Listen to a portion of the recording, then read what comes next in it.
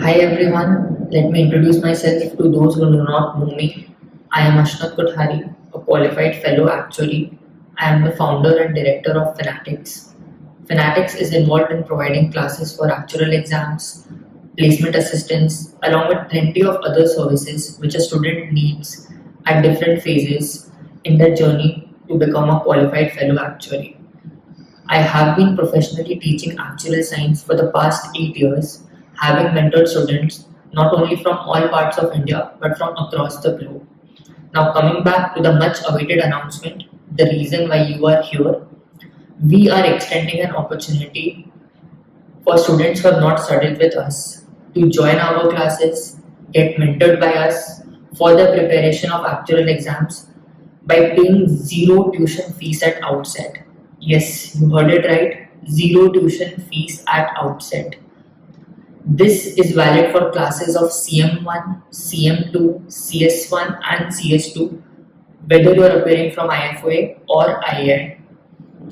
Ones who would be joining us for the first time can see how we go about with our classes, the educational content we provide, the doubt clearing facility we provide, the sort of guidance, unbiased guidance we provide. And after spending some time, if you find value in the educational content and guidance we provide, you can pay the full fees. Now, you might be wondering as to why we are coming up with this opportunity, even though Fanatics is at its peak with respect to the performance of its students in actual exams as well as their professional career. The reason is simple. You will not see us extensively marketing over social media, be it through Insta Reels, YouTube Shorts, or other various ways. You will not see us coming up with new batches on a regular basis or flexing the number of students we have and outrightly ignoring the proportion of students who clear the exams or who even continue with their journey. Being in the education industry, we make a conscious effort to channelize majority, if not all, of our energy and time towards ensuring that students are having a proper learning journey, not just spoon feeding them everything so that they might get certain favorable results in the short term, but by ensuring to make them independent, capable of working independently, even in our absence, and therefore succeeding both in their personal and professional journey in the long run. Do note that we continue to have one single batch for each paper each term to ensure that all our students are getting sufficient time from the faculty. Do keep in mind that at Fanatics, it is the main faculty, be it Gunjan or me, who are involved in taking the classes, doubt clearing, or any sort of guidance or any sort of assistance which the students require in the preparation of their actual exams. As such, we will restrict the number of intakes to 50 for each of the papers.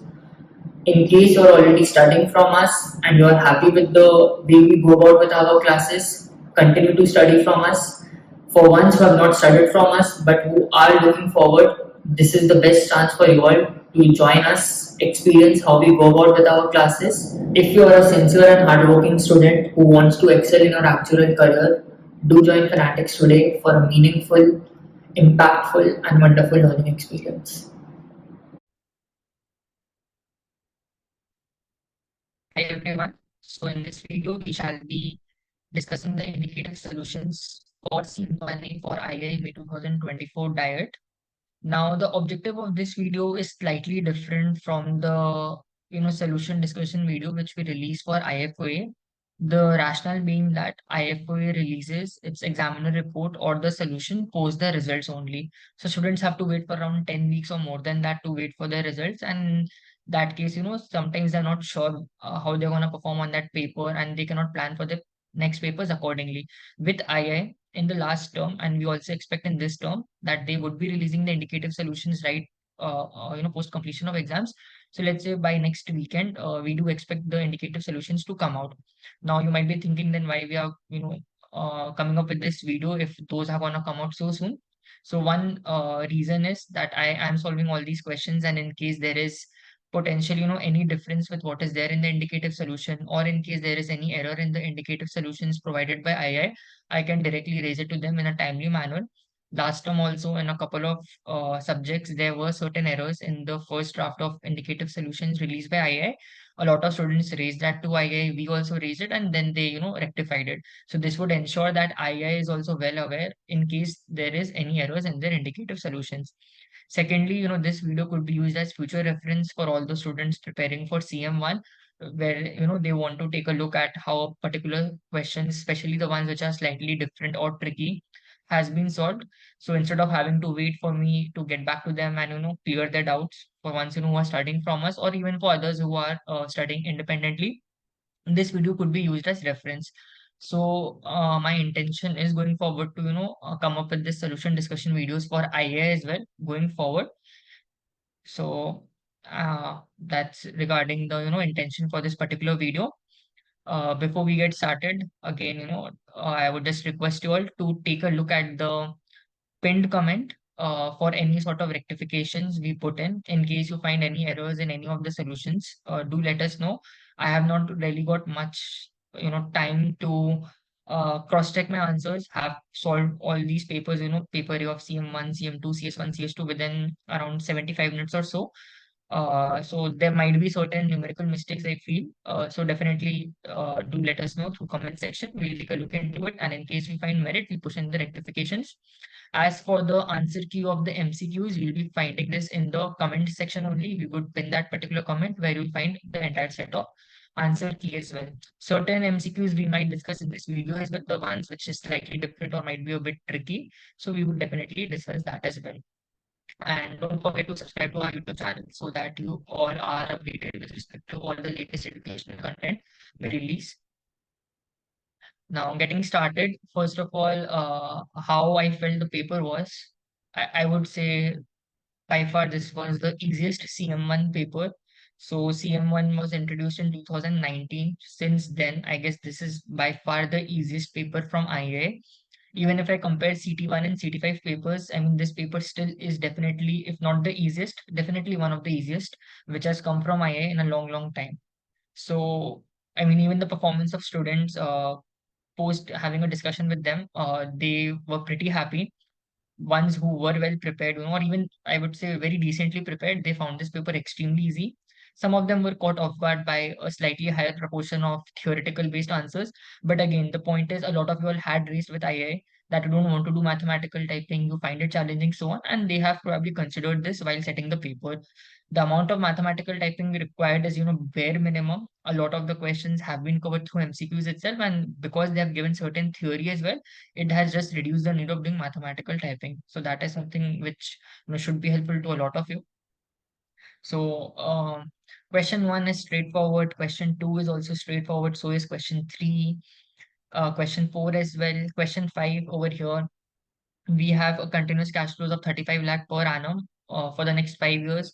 So if I want to find the present value of it, it will be integral 0 to 5 lakh into V0 comma t, where V0 comma t is nothing but 1 minus 0.01 t. So you need to integrate this, uh, and then you find the EPV of the inflows. As for outgo, it is nothing but 60 V1 plus 40 V3. So V1 directly you get here as 0.99, and V3 you get directly as 0.97. And substituting this, you'll get the required answer.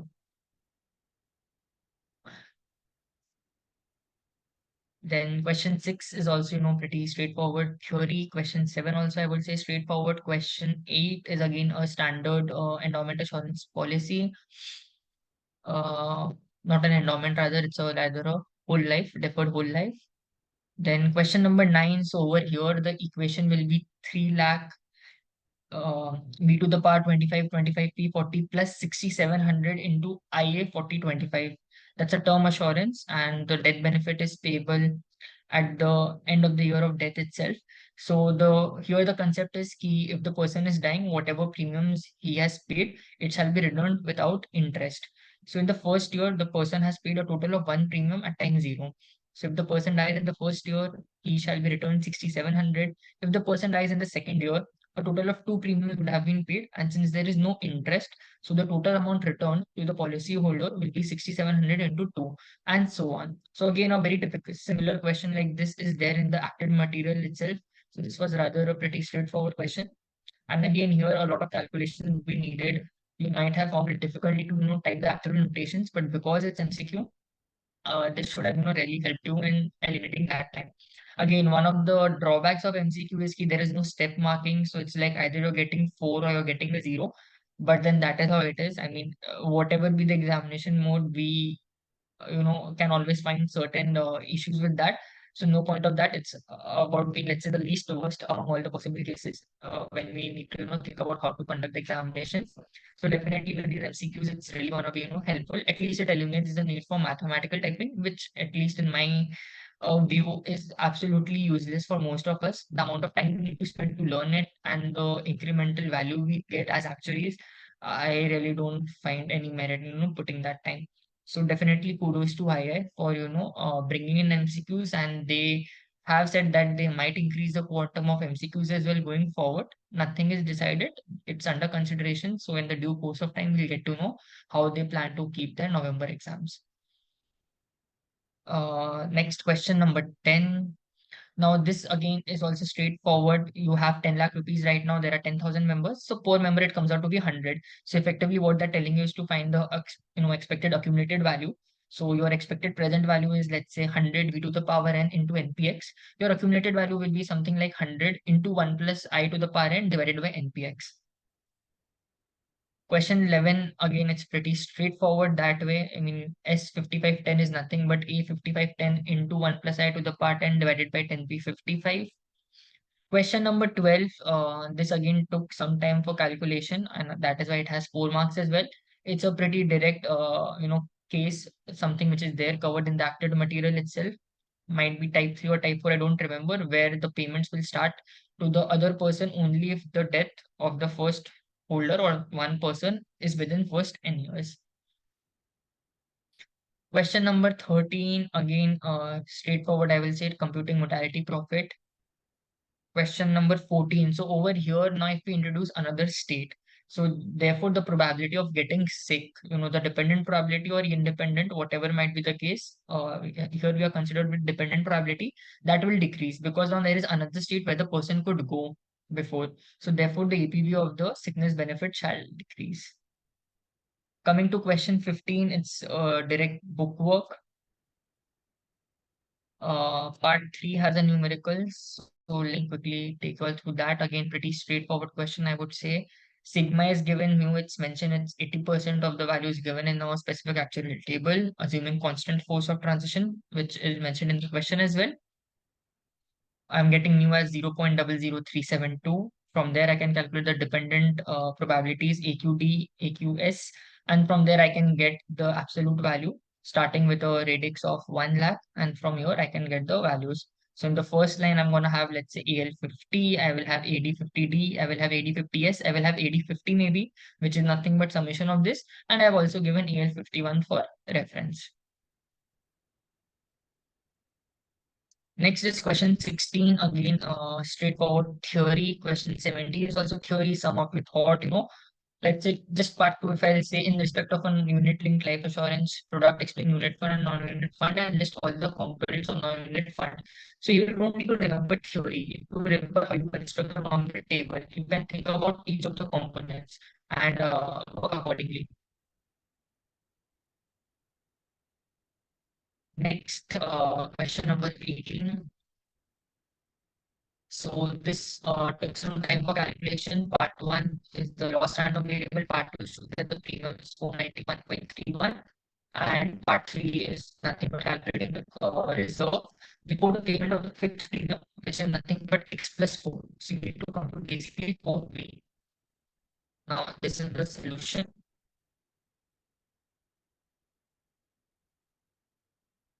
This is the loss random variable part 1, 1,50,400 minus 10,000 k into I and so on, where I have defined I. You might split it into two parts as well, when T50 is less than 10 and when T50 is greater than 10.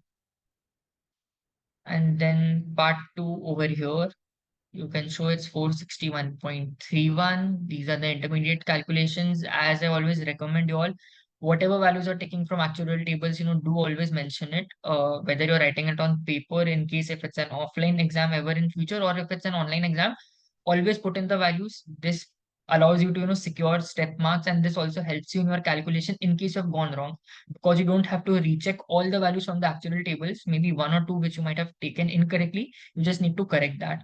So I would say this is the best practice to go about solving. As for part 3, this is code V. It's coming out as around 1072.47, which given the benefit type is pretty small. And you will see that, let's say, if you had to calculate 5V, 6 or 7V, at some point, you could have negative reserves because the benefits have been decreasing, but the premiums have been at a constant amount. So at some point of time, your reserves could be negative.